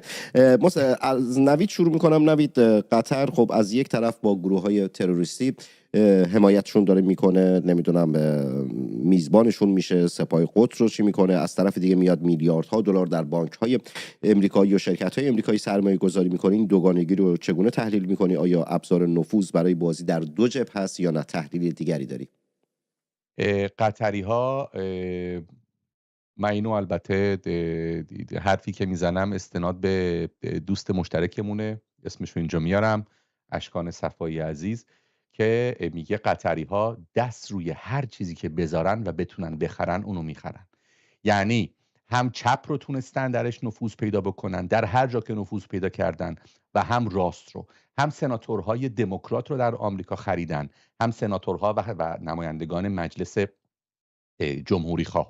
در اروپا نگاه کن، ببین این همه تو ورزش اروپا، چه کشوریه که روش نوشته قطر ایرلاین یا رئال، نمیدونم چه کوفتیه، معذرت میخوام، بارسلوناست، خلاصه هر چی که تونستن خریدن خیلی راحت. حتی در داخل اسرائیل این خیلی جالبه، خیلی جالبه. با وجود تمام شواهدی که نشون میده که قطر حامی حماس و گروه تروریستی حماس هست، نخست وزیر اسرائیل میگه قطر یک کشور پیچیده است. درسته که و این خب این یکی از همون مواردی که به خاطر اون گفتم الان نخست وزیر اسرائیل رئیس ممری رو ازش شکایت کرده، دادگاهی کرده. با وجود این و شاید روزنه امید اینجاست که برخی از نمایندگان پارلمان اسرائیل که عضو حزب لیکود هستند در یک ابتکار بسیار جالب تصمیم گرفتن که قطر رو یک کشور حامی تروریسم معرفی بکنن. حالا اگر نتانیاهو جلوی این کار رو بگیره، معلوم میشه که چقدر معذرت میخوام دستش با قطر در یک کاسه بوده قبل از حتی 7 اکتبر و این میتونه تا حد زیادی توضیح دهنده اون کمک‌های هنگفت قطر به حماس و باریکه غزه باشه. و اگر مخالفت بکنه، قطری ها به باور من انقدر آتو از نتانیاهو دارن که همونجا همه رو میکنم. چرا میگم آتو دارم؟ یک نمونهش رو فقط میخوام به خدمتت عرض بکنم. قبل از این رئیس موساد کنونی دادی برنه، همه اطلاع داریم، رئیس موساد یوسی کوهن بود، همون رئیس موسادی که در زمان ریاستش اسرائیل کامیون اسناد هسته‌ای رو از شوراباد بار کرد و آورد اسرائیل. یوسی کوهن بعد از اینکه از اون دوران ریاست موسادش تموم شد و اومد بیرون، در چند مصاحبه گفت که شاید اعتماد کردن به قطر با توجه به پیشینه‌ای که داره و کارهایی که کرده و میکنه یک اشتباه بود. آقا یک هفته نگذشت که قطری ها یک نامه از یوسی کوهن منتشر کردند. نامه‌ای که یوسی کوهن منتشر کرده بود به خود امیر قطر بود و از او صمیمانه در راستای حمایت از صلح و ثبات در منطقه و پولهایی که به باریکه غزه و حماس ارسال کرده از او تشکر کرده. و پس از انتشار این نامه بود که دیگه ما از یوسی کوهن هیچ خبری و هیچ اظهار نظری مبنی بر این که قطر حامی تروریسم هست نشنیدیم. متشکرم. مصطفی همین سوال رو از شما دارم، سوال رو مجددا بپرسم یا نه؟ صدات میوت مصطفی، صدات میوت. تا مصطفی من یه خورده اتفاقا حرف نوید رو میخوام ادامه بدم. اتفاقا دقیقا به نتانیاهو اشاره کردیم. من از یک جایی شروع بکنم. ببینید دنیا عرصه رئالیسمه، واقع گراییه. زمانی که شوروی، من دقیقا فکت میارم برابر فکت که حرف نوید رو تایید میکنه، زمانی که شوروی افغانستان رو به اشغال در میاره، نمیدونم این گفته کسینجر بود یا یکی از کسانی که یکی از اون سکرتریای دولت ایالات متحده بود، میاد در مرز جلال آباد، در مرز پاکستان و افغانستان یک سخنرانی میکنه در جمع طلاب، همین طالبان. میدونید که این طالبان تربیت یافته مدارس پاکستانن که این مدارس خودشون از شمال غرب دهلی، همون مدرسه دیوبند اومدن که بعداً ترکیب میشن با یک دوز اخوانی و دوز همون وهابی. در اونجا سخنرانی میکنه، میگه برادران مسلمان. چرا میگه برادران مسلمان؟ یعنی که من مسیحیم. برادران مسلمان، شما امروز یک مأموریت بزرگ برای رضایت خدا دارید. برید اسنادش رو نگاه کنید. امروز که شما وارد خاک افغانستان میشید، میخواین کافر رو از سر راتون بردارین و یک هیجان ایجاد میکنه در بین طلاب و عملیات آغاز میشه. ببینید بعضی موقع قضیه دین و اسلامگرایی افراطی که خودش مشخصا تربیت شده، از یه جایی جرقه خورد. من اگه بخوام برگردم، یکم وقت برنامه گرفته میشه، کوتاه یه خورده دیگه برگردم یه خط به عقب. زمانی که هندی ها علیه استعمار انگلیس انقلاب کردن، در انگلستان تفکری شکل گرفت که ببینید هندی ها خیلی ده هست که دارن علیه ما مبارزه میکنن، اما چی شد؟ هندی ها بالاخره پیروز شدن، چون مسلمونا بهشون اضافه شدن، به هندوها. باید چیکار کنیم؟ مسلمونا چیزی دارن به اسم فتوا دادن و تمام مراکز دولتی رو گرفتن، انقلاب اتفاق افتاد. چیکار بکنیم؟ باید در بین اینا نفوذ کنیم. روایت هست از منابعی که بعداً یک خورده منتشر شده که در مدارسی که در دیوبند بودن انگلیسی ها میرن اونجا طالب میشن، یک عده هندی ها و یک عده خود انگلیسی ها میرن اونجا دروس اسلامی میگیرن، بعداً به مفتی تبدیل میشن و بعداً فتوا علیه شوروی رو در افغانستان اونا صادر میکنن و در جمع همون سخنرانان امنیتی آمریکا در جنوب، یعنی جنوب تقریبا بگیم شرق افغانستان هستن. میخوام این رو بگم، اسلامگرایی افراطی چیزی هست که قدرت‌های بزرگ برای ادجاستمنت و دستکاری و منیپولیت منطقه ازش استفاده میکنن. پس شما تصور کنید بودن یک قطر برای توازن در وضعیتی که جمهوری اسلامی هم هست، به خصوص این که روایت دوتاشون هم دقیقاً غرب به خوبی میدونه و اینجا اسرائیل هم یک بازیگره و اسرائیل هم با این قضیه بازی میکنه. نگاه کنید تروریسم اسلامی چیزیست و اساساً افراطگرایی ایدئولوژیک چیزیه که زیاد که باش مبارزه بکنی یک زمانی بعضی موقع دچار خستگی میشی، در یه دوره باش مذاکره میکنی و میگی بذار ازش استفاده کنم، در حالی که اون هم از شما استفاده خواهد کرد. در قضیه‌ای که اتفاق 7 اکتبر یک مسئله است که اگر اشتباه بود نوید منو اصلاح بکنه. ببینید قبل از این اتفاقات یک زمانی یک جریان دیگری، همین جریانی که الان در کرانه باختری هستن که خیلی چجوری بگم نرمتر از این جریان وحشی حماس هستن، همینایی که حتی داعش هم رفته اونجا در اختیارشون بوده در 7 اکتبر نیروهای داعش. خب اینا اون موقع این جریان حماس در ضعف بود و این جریانی که در کرانه باختری قدرت بیشتری داشت ولی بیشتر سیاسی کاری میکرد تا کارهای تروریستی. روایتی وجود داره که اسرائیل یا همون در دوره نتانیاهو این فضا رو باز میذاره، طی نامه‌هایی که با قطر داده میشه یک چراغ سبز به قطر میده که به حماس کمک بکنه و اینها رو جلوی اون جنبشی که در کرانه باختری است تقویت بکنه. و همین هم یعنی ما یه بحثی داریم، آنتونی گیدنز یه جامعه شناسه، میگه در پدیده‌های اجتماعی نتایج خاصه و ناخواسته داره. مثل این نیست یه پدیده فیزیکی 2 تا 4 تا شما نتیجه بگیرین اوکی همه چیز به نفع منه. از پدیده‌های اجتماعی یه اکت میکنی میبینی بخشی از نتیجه به ضرر توه.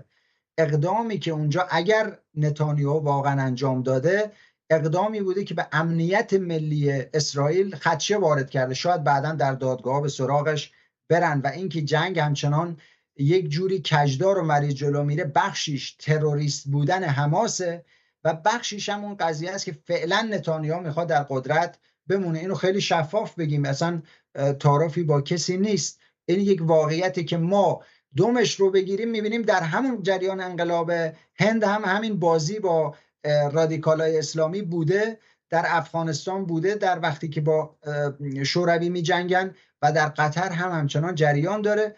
و این وسط احتمالاً بنابر چیزی که من شنیدم که البته در ادامه نوید صحبت خواهد کرد، خب میبینیم که خود اسرائیل هم گویا به این قضیه بخشی از این سیاستمدارای اسرائیل آلوده شدن. این مسئله‌ای که میشه بیشتر روش متمرکز شد.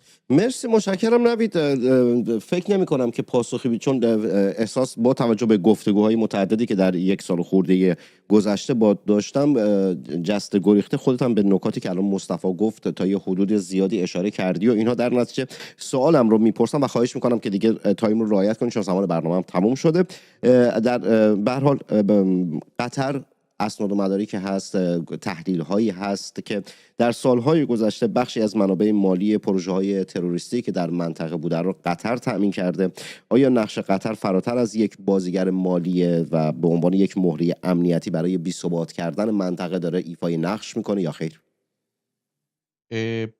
محمد جان، اسلامی که قطر ازش حمایت میکنه همون اسلام اخوانیه، اسلامی که عقیده داره که باید به هر نحوی اول به شکل صلح‌آمیز و اگر زمینه فراهم شد به شکل قهرآمیز باید اسلام رو بر سراسر جهان پیاده کرد.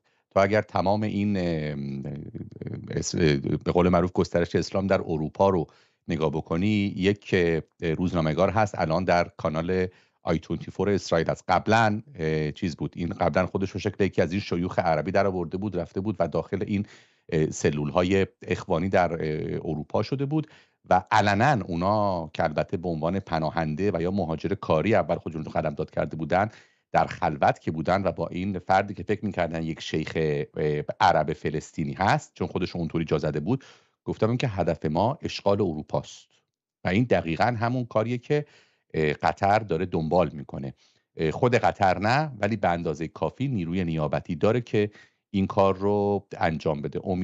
امیدوارم بعد از سقوط جمهوری اسلامی واقعا اولین کاری که جامعه جهانی بلخص و آمریکا در کل و بلخص آمریکا میکنه اینه که سراغ قطر بیاد، چون دیر یا زود من فکر کنم همین الان دودش تو چشم خود آمریکا رفته، ولی بدتر از این هم ممکنه سر آمریکا بیاد. متشکرم. مصطفی جان همین سوال رو از شما دارم، بفرمایید. صدات رو از میوت اگر مصطفی در بیارید، تا مصطفی صداش رو از میوت در میاره لایک کنید، کامنت بذارید.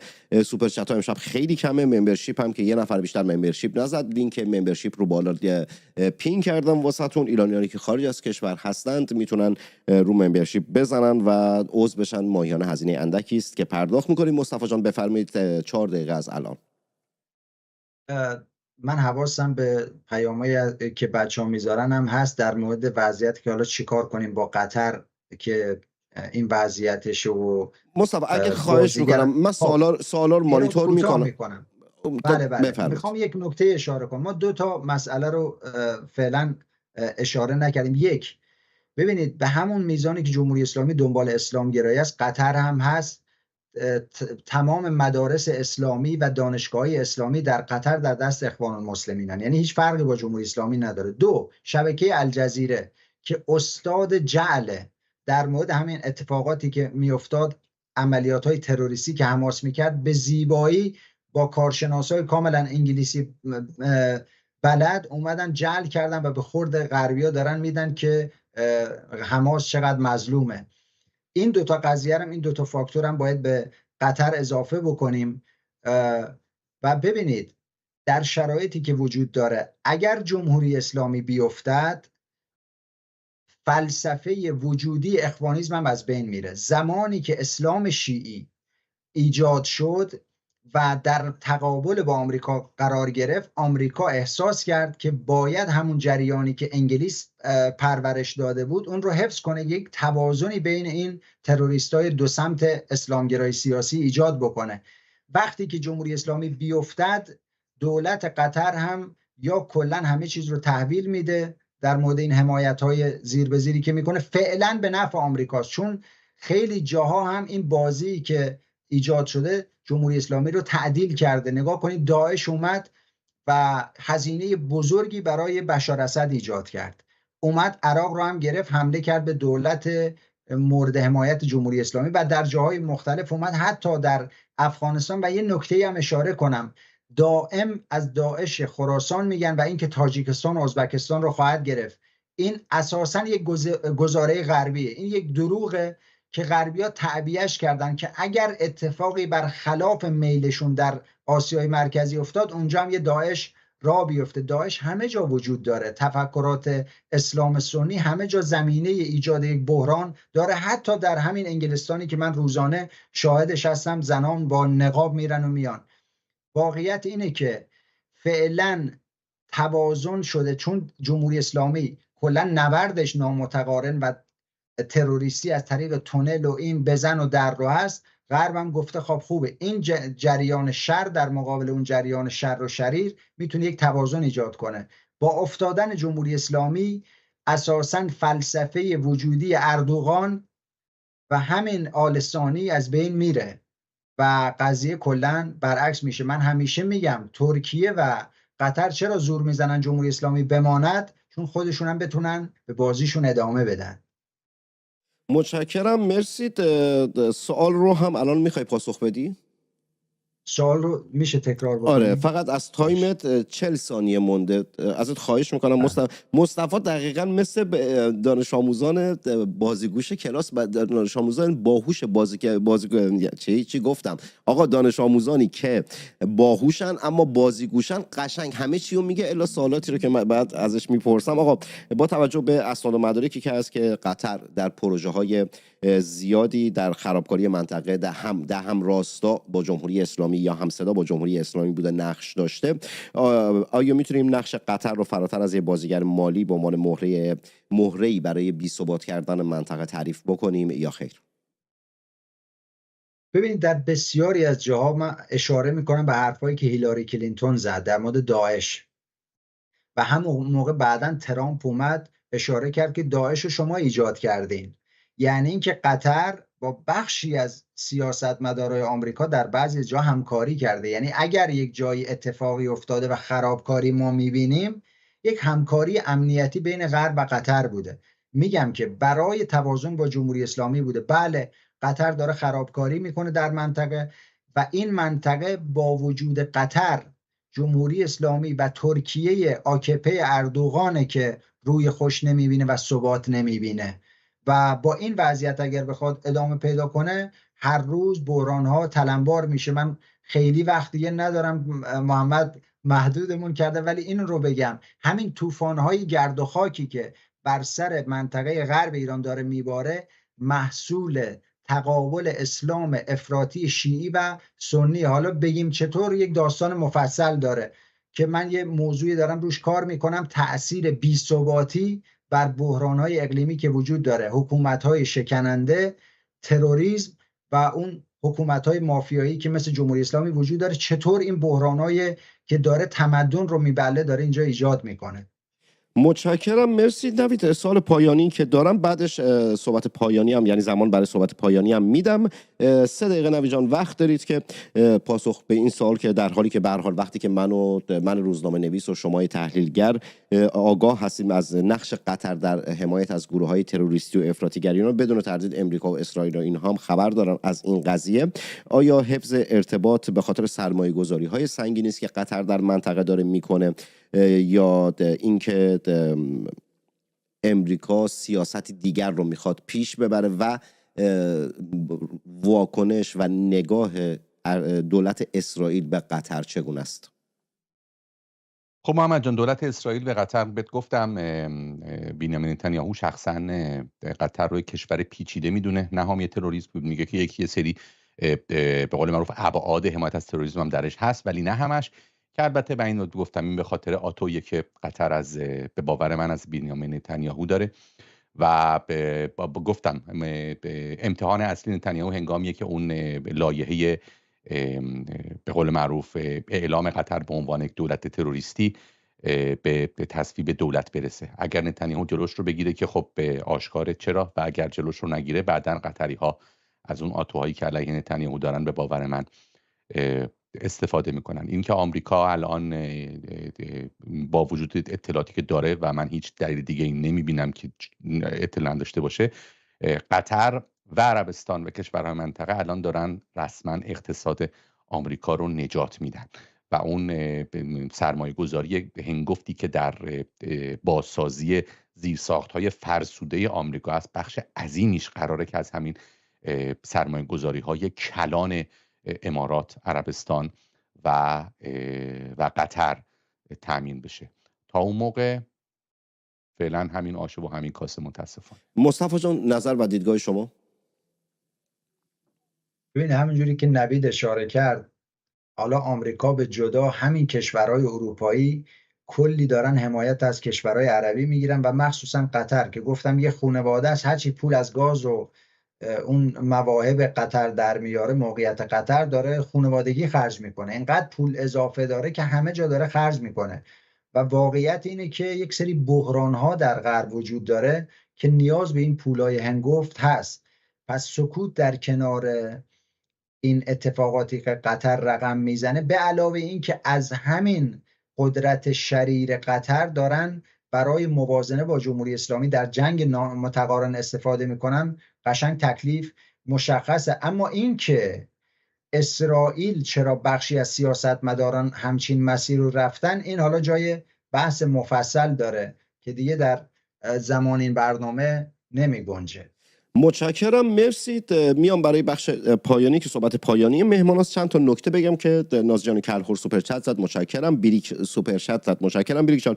لینک ممبرشیپ رو هم بالای برنامه پین کردم، میتونید کلیک بکنید که و ماهیانه هزینه اندکی است که پرداخت میکنید به شکل ثابت که حمایت از مجله تصویری سینما رکس. ما بقیه ایرانیانی که خارج از کشور هستند ازشون میخوام که برای بقای مجله تصویری سینما رکس ممبرشیپ رو بزنن، عضو بشن. ماهیانه هزینه اندکی است که پرداخت میکنید. مجله تصویری سینما رکس هیچ اسپانسری بجز شما نداره و اگر تصور میکنید که مجله تصویری سینما رکس رسانه‌ای مفید برای شماست، حمایت بکنید با لایک کردن، کامنت گذاشتن، در سوشال مدیا به اشتراک گذاشتن لینک برنامه و حمایت های مالیتون. یه خبر خوب دیگه هم بگم که 2 تا از هموطنانمون اون سیستم صدایی که ما نیاز داشتیم که چون 2 تا پروژه جدید میخوام شروع بکنم. یک پروژه که اون پروژه فالوآپ ملی است که هر ماه یک تک تک گروه ها احزاب ملی و پادشاهی خواه میان یک یعنی اون کاری که در یک ماه گذشته به شما واسه شما انجام دادن رو میان توضیح میدن که در یک ماه گذشته چه کاری کردن در راستای انقلاب ملیمون،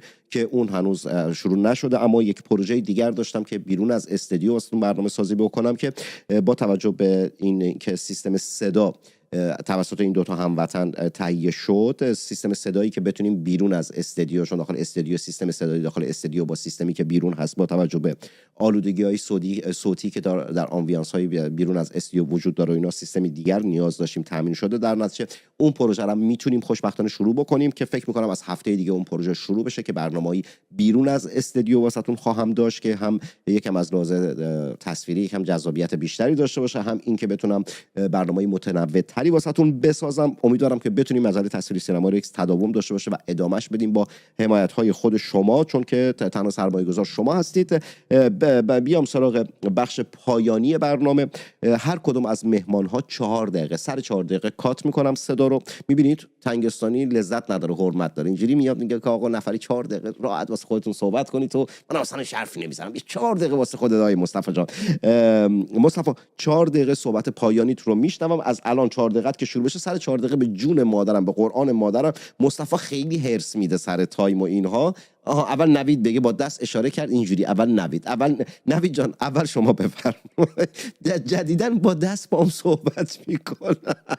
هرچی من میگم تنگستانی لذت نداره، حرمت داره، باز اینا دنبال لذت از تنگستانی هستن.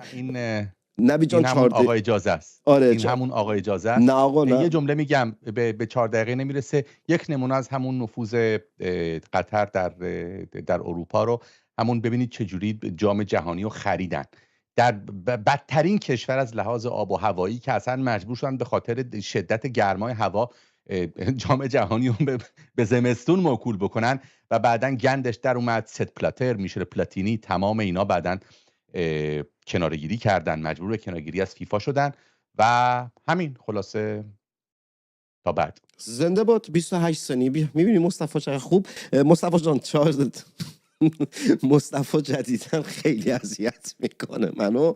بعد یکی از بچه هم یه چیزی نوشته بود که تیکه طنزی بود که گمش کردم کامنتش رو، حالا پیداش کردم میخونمش. مصطفی جان از 4 دقیقه نوید حدوداً 3 دقیقه هم وقت اضافه هست. 4 دقیقه و 3 دقیقه شما میتونید 7 دقیقه دوست دارید صحبت کنید. بفرمایید عزیز دلم.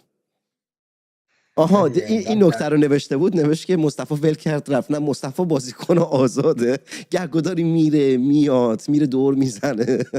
بفرما مصطفی. در طول برنامه اینقدر به ما استرس وارد شد برای وقت که الان اینقدر وقت اضافه اومده 7 دقیقه. ببینید دلیل این که من اصرار میکردم مدام میرفتم ادامه حرف خودم رو میرفتم و نوید هم و همون مسیر میرفت، این باعثی به قول اینا که بازی مافیا در بازی میکنن باعث ساید قطر در میومد. یعنی اون تاریخچه‌اش بحث همین جریان اسلامگرایی چجوری بوده، چجوری به توازن میرسه با جمهوری اسلامی.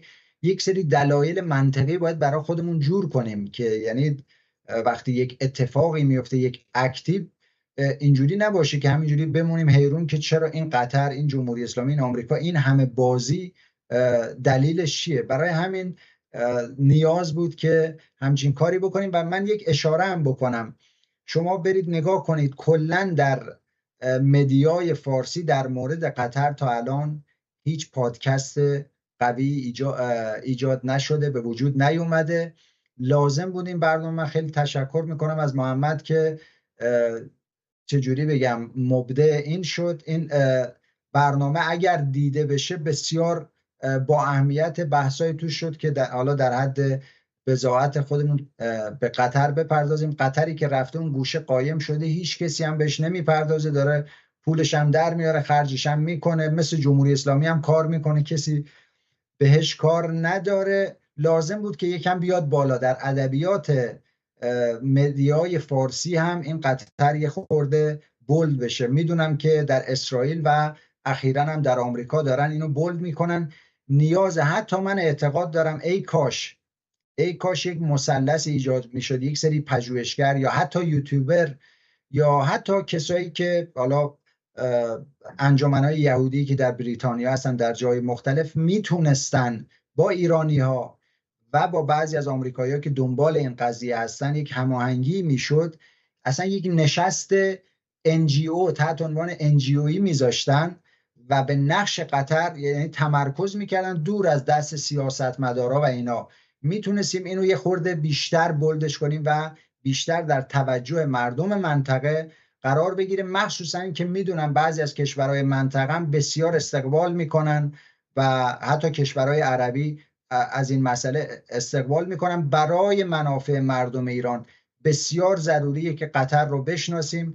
برای مردم ایران باز ضروری که بدونیم رابطه غربی‌ها با قطر چیه و داستانش چیه و ریشش چیه. و برای مردم اسرائیل هم بسیار ضروری، اصلا من کاری به سیاستمدارا ندارم چه زد و بندایی میکنن، ولی برای موجودیت اسرائیل و برای امنیت خود مردم اسرائیل هم بسیار ضروری. همچنین برای مردم غرب که یک سری پولها در سرزمینشون میاد، در کشورشون میاد و بیخبر از اینن که این پولا بعضیاشون میره به قول ترک‌ها یر به یر میشه با قضیه تروریسم. این خیلی نکته مهمیه. خب مصطفی، اینو که نوید میتونه فکر کنم انجام بده در مؤسسه ممری. البته بعد از این برنامه هماهنگی با مصطفی و نوید خواهم داشت یک برنامه دیگر، بدونی که اصلا خودم حضور داشته باشم. تلاش میکنم با 20 تا 30 تا تحلیلگر ایرانی و غیر ایرانی ها رو تلاش میکنم که از تحلیلگران اسرائیلی باشن که با همت و کمک نوید این کار رو خواهم کرد و تحلیلگران ایرانی در مورد نقش قطر در منطقه انجام خواهم داد. این کار رو میتونیم انجام بدیم داخل مجله تصویری سینما رکس. مصطفی این امکان رو، این فرصت رو داریم، این فضا رو داریم که این کار رو انجام بدیم که 20 تا 30 تا تحلیلگر باشن، در مثلا هر کدام 4 دقیقه 5 دقیقه نظر و دیدگاه خودشون رو در مورد سیاست‌های شرورانه‌ای که قطر پشت نمیدونم اون کارهای اقتصادی، پشت اون معاملات اقتصادی که با امریکا داره میکنه اما در منطقه داره رقم میزنه، در مورد این قضیه صحبت بشه. باز هم از اون دو شهروندی که اون سیستم صوتی که برای آمبیانس بیرون از استودیو هست تامین کردن رو تشکر میکنم از جفتشون که اون برنامه جدیدم احتمالاً تا هفته آینده شروع خواهد شد که برنامه خیلی جذابی خواهد بود. اصلا فضا و تیمپوی برنامه و اصلا اکسسوارها به این خاطر که در بیرون از استودیو است خیلی متفاوت تره. در این لالوها MNS بله سوپر چت زد. تشکر میکنم. با مصطفی رشیدی دکترای ژئوپلیتیک و نوید توبیان تحلیلگر مسائل اسرائیل و کارشناس ارشد مؤسسه ممری هم. مصطفی جان چیزی میخوای بگی؟ من نکته‌ای که میخواستم بگم اون قضیه رو میشه پیگیری کرد و همین گفتگویی هم که ما داشتیم، حالا یک صحبتایی میتونیم بکنیم که برای اینکه بیشتر دیده بشه شاید بتونیم به زبان انگلیسی یه جوری زیرنویس برنامه رو من بعد از برنامه فعال خواهم کرد که برنامه زیرنویس داشته باشه برای محمد جان. من یه نکته فقط میخوام بگم، پوزش میطلبم اگر چی میگن همچین چارنل در وسط حرفات. یک نکته فقط، رابطه با آمریکا، حتی صحبت از این کردیم، یک نکته رو فقط میخوام بگم برای اینکه شروع کنیم روش فکر بکنیم. داستان محرمانه هم نیست. استیو ویتکوف چند سال پیش در لاس وگاس یک پروژه ساخت و ساز عظیم رو عهدهدار بود که ورشکست شد و 600 میلیون دلار بدهی بالا آورد. 2 هفته نگذشت که به قول معروف آشو با جاش برداشتن خریدن، یعنی هم املاک و هم بدهی رو. و کی خرید؟ دولت قطر. روابط بین ویتکاف و دولت قطر به اندازه‌ای حسن است که وزیر خارجه قطر مهمان ویژه ویتکوف در عروسی پسرش بود. فقط تا اینجا.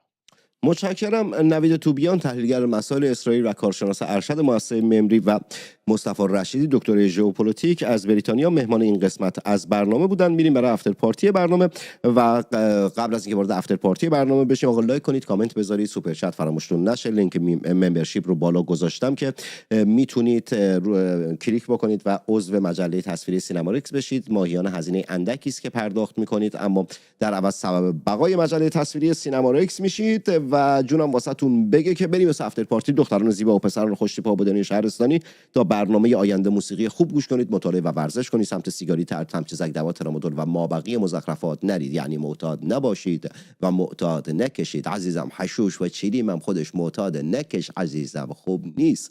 ای خود و شهر خود رانگونه که هست بشناسید و با آنچه که دارید بسنده نکنید، چرا که شما در آن شبه جزیره و آن کشور هیچ سرمایه‌ای به غیر از فقر و نداری و بدبختی ندارید. محمد تنگستانی، جنگ زده دل تک تک شما. خوشحالم که نویسنده، شاعر و روزنامه نویسی آبادانی و البته شهرستانی هستم. خیلی خوشحالم از اینکه میتونم برای شما، حتی آنهایی که درگیر بیماری اعتیاد هستند، خبررسانی و برنامه سازی کنم. تا برنامه آینده، جنگ زده دل تک تک شما.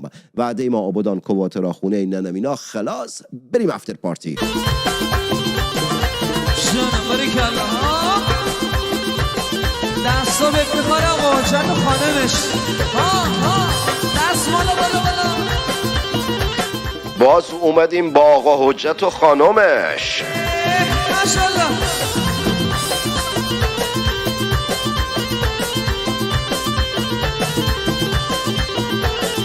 جانم ها، همه جواب میدن ها. ماشاءالله.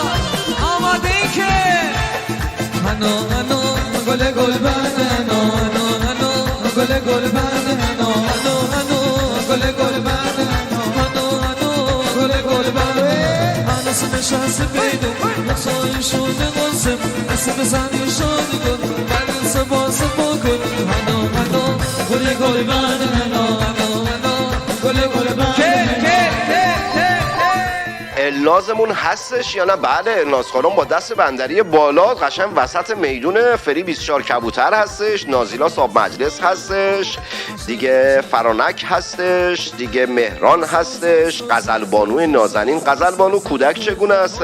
سفید خانم داره بندری رو میرقصه و میاد وسط، ایشون هستن.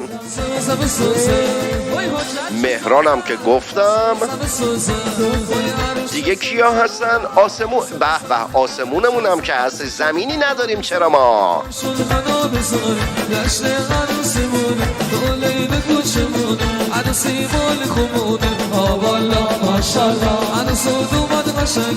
داوود جانم هستش که خونه تو رگ پاره تن.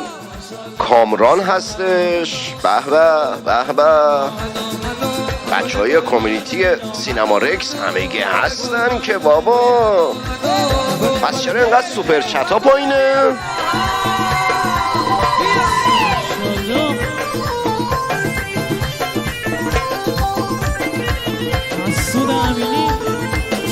به به. آیت نازنین هستش. فریبا 0 هستش.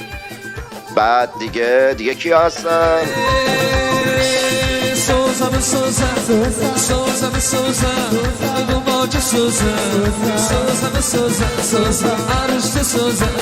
داوود گفته زیر پات آقا داوود شما تاج سر ما هستید.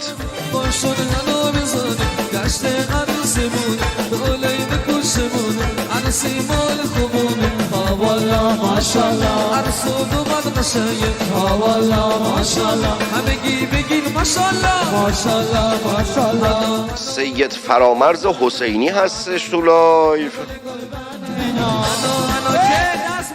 حسن داستار تشریف دارن. خیلی خوش اومدید. خیلی خوشحالم از اینکه میزبانتون هستم. الناز تو یه لیگ دیگه بازی میکنه. الناز قشنگ با حنا دستش بالان.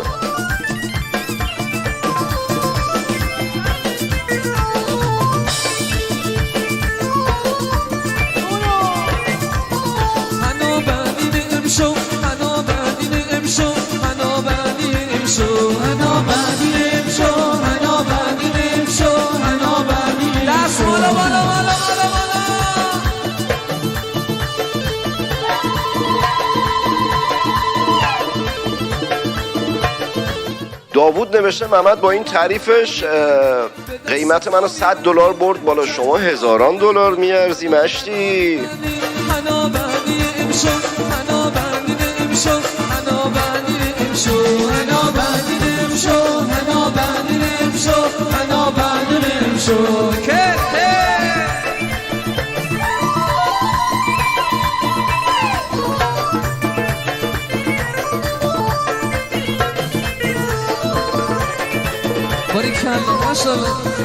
عروس خوشگلاسه کنار دومان نشسته، عروس خوشگلاسه.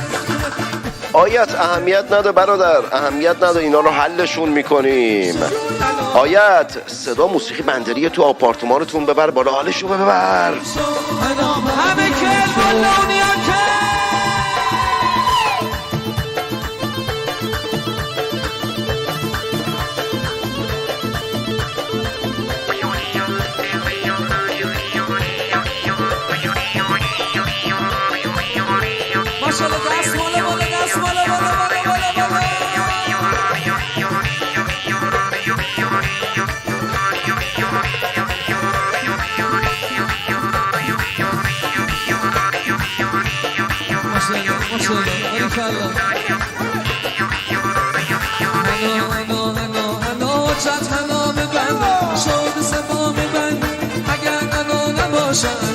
طلا میبندی یه دا دو ماه حنا میبنده شد صدا میبنده اگر حنا نباشه شمش طلا سنود را به بکر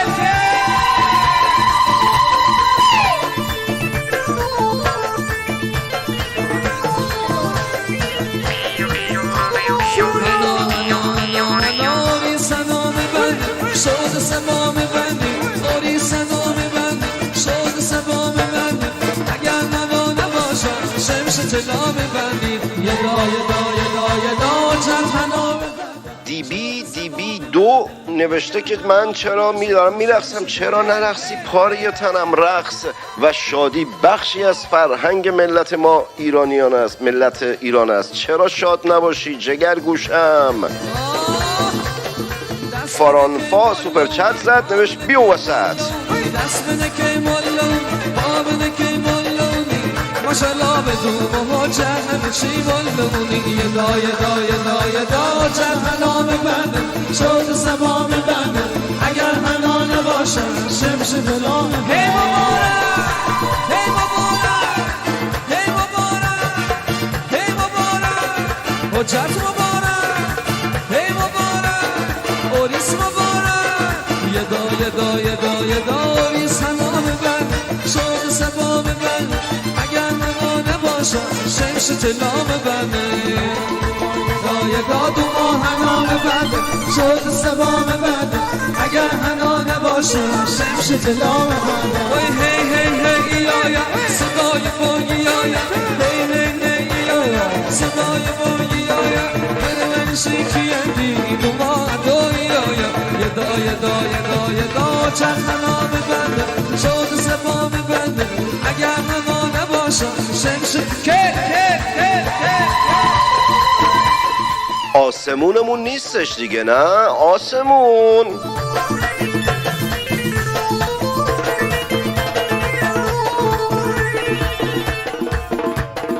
ماشالله این دستا رو بیا. مرحبا صفتایی عزیز. آرمان نوشته من هستم شما همیشه هستید.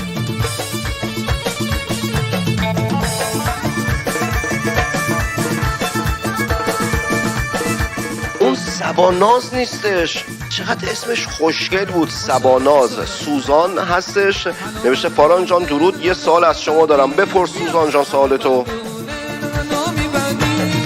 میخواستم تعطیل بکنم چون سوزان سوال داره. بعد از این یه بندر دیگه هم میذارم که سوزان سوالشو بپرسه.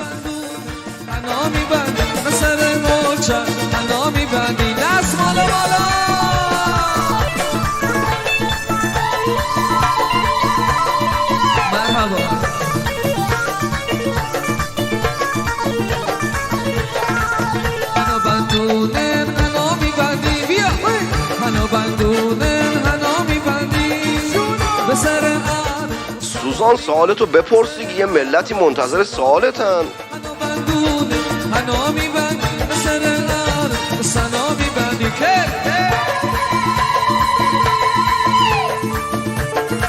ماشاءالله باریکالله باریکالله.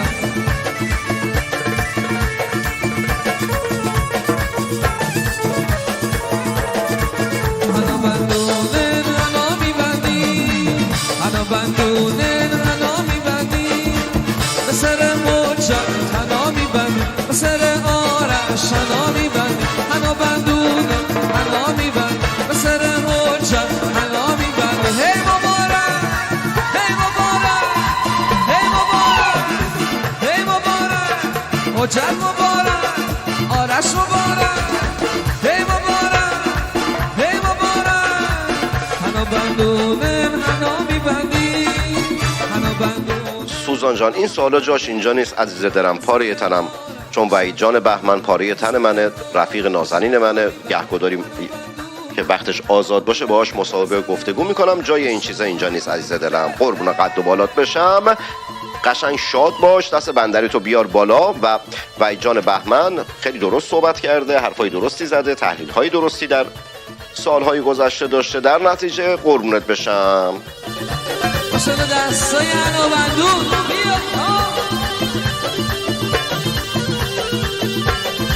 ببخشید سوزان جان، من اصولا داخل کامنت ها دخالتی نمی کنم، ولی داخل بعضی از مسائل هم دخالت می کنم.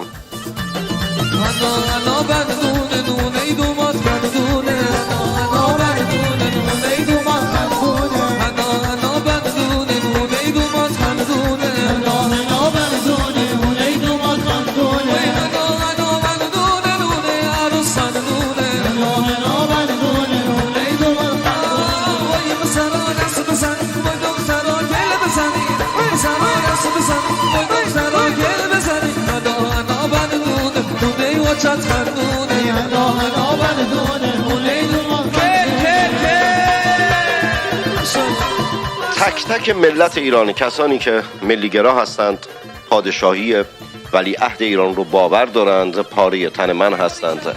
هیچ نظامی، هیچ حکمرانی بجز پادشاهی برای ایران عزیز ما فایده نداره. پس جاوید شاه.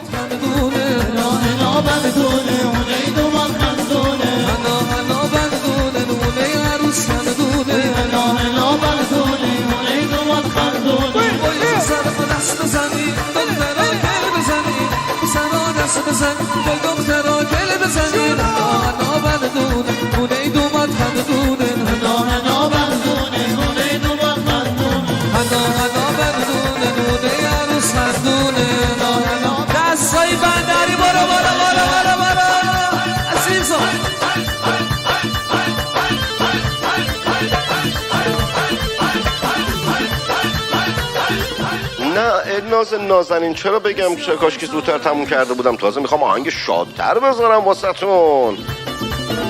جاوید شاتون فراموش نشه.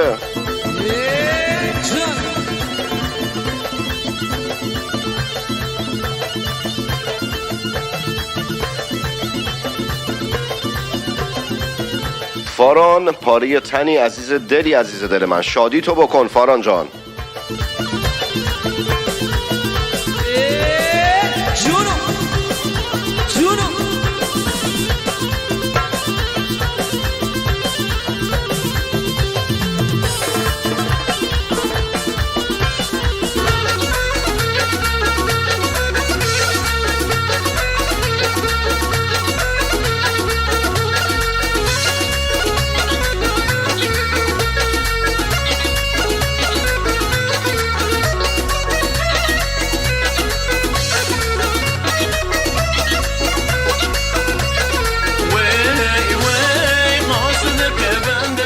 آقا ول کنید دیگه، من پاسخ دادم، هی حالا دارید چی میکنید؟ شادیتون رو بکنید دیگه، افتر پارتی گذاشتم، شاد باشید، بیخیال. سلام ما برسون به دختر بندم، بگو به اون یارم، بگو دوستش دارم، بگو به اون یارم، بگو دوستش دارم، زدوری رویش والا ما بیمارم، زدوری رویش والا ما بیمارم. بعد از این آهنگ شاه پسند و واسه فارانفا میذارم. سلام ما برسون به دختر بندم، سلام ما برسون به دختر بندم.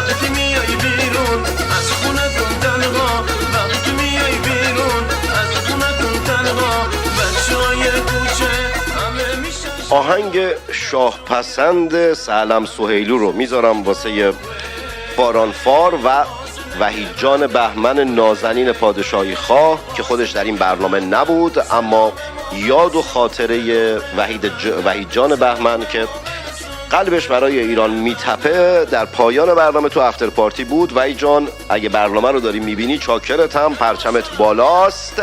سوزانم سوپر چت زد، متشکرم سوزان جان. نوشته جاوید شاه، جاوید رضا شاه دوم، پاینده ایران. جاوید شاه بیاد بالا بریم آهنگ شاه پسند برای فارانفار و وحید بهمن نازنین که وطن پرستی کم نظیر است.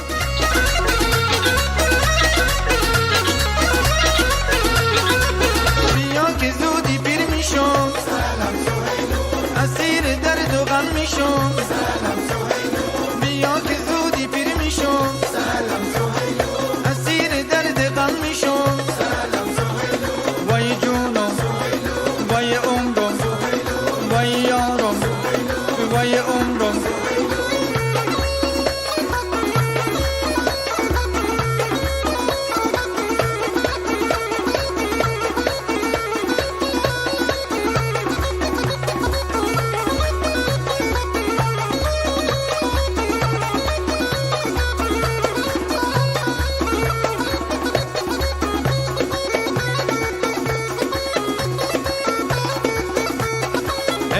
ماشالله ماشالله ماشالله هل هل ماشالله ماشالله ماشالله چه سبز و نازی خوشگل و تنازی، چه سبز و نازی خوشگل و تنازی، در نکن ناز نکن دل من. ملت شریف ایران آماده دفاع از وطن باشید. ملت شریف ایران روز و روزگارتون خوش.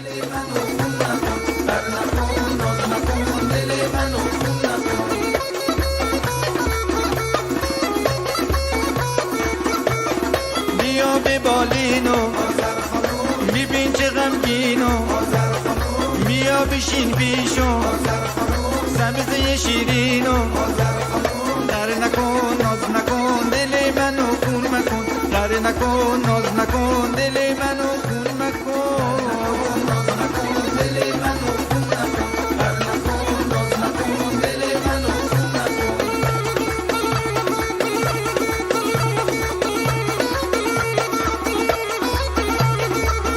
سوزان مجددا سوپر چت زد، متشکرم سوزان جان.